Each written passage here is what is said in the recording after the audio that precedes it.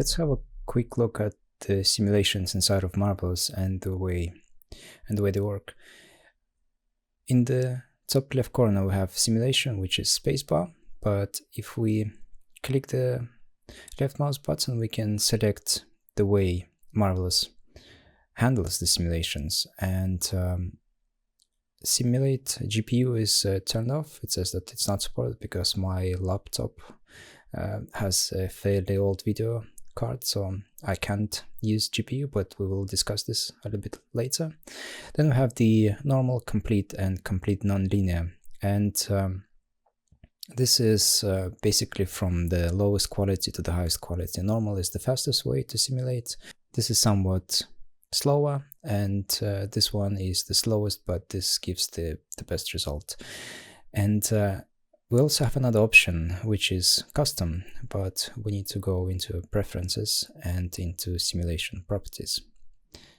This way we get to see how the simulations work in Marvelous. In here we have the preset, and it says to custom, and we can choose it to any preset we want in here. And if we select complete, the number of simulation changes and a few other things. And GPU, even though I can't use this, it's the fastest way Marvelous does simulation of clothing. It's the newest way and it's the fastest way, but this will definitely depend on the GPU that you have in your computer. And to be able to run this feature, the video card has to be at least GTX 960.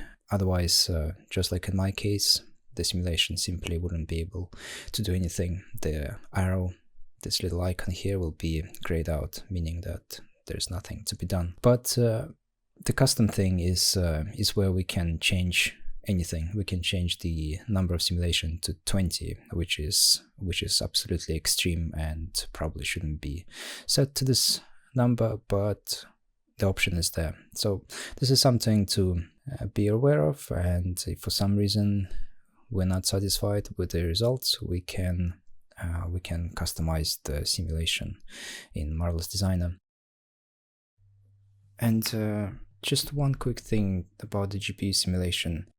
According to the Marvelous Designer release notes about the version 9, the GPU, even though it's the fastest way to simulate things, it's also the less accurate way for garments to be simulated. Basically, the way they explained is that the collision detection is less accurate when we use the GPU simulation. So this is a very good thing to start with. This is a good thing to begin your simulation with. And when we are satisfied with the results, when we're satisfied with the designs and all of those things, and we want to have something presentable, we can come here or at the top left corner and select the simulate complete nonlinear. So this will be the CPU based simulation, and this should give us the most accurate results. If you enjoy this content or find it useful, please consider supporting me by buying me a cup of coffee via the link in the description.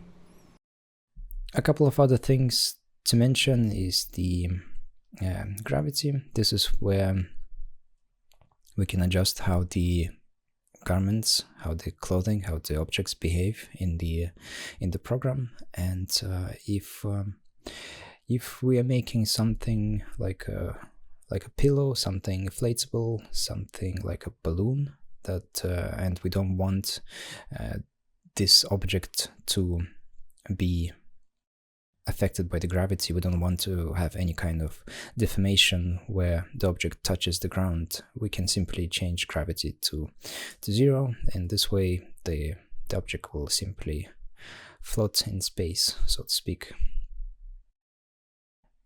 And the last option that I want to mention here, and there are a few options down here as well, and they're just too technical, and I don't think there's something important in here.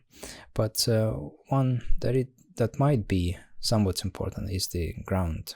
The first option is the collision. So if we tick this off, it means that everything, if it falls down, it will simply go right through the ground. But the other one is height, and we can adjust the height of the ground, and if we do that, by default it's set to 0, and if we do that, the grid that we have here, the axis grid, doesn't change. Even if we set it to 200 or 500, it doesn't matter. Nothing in here in the visual representation of the ground changes.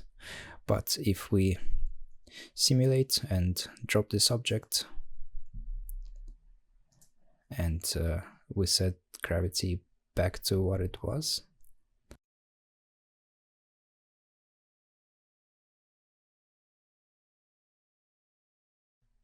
we can see that the ground is in fact higher than the grid itself. So there might be some kind of case where this is needed, and if it's the case, we can always change this height in here in the simulation properties.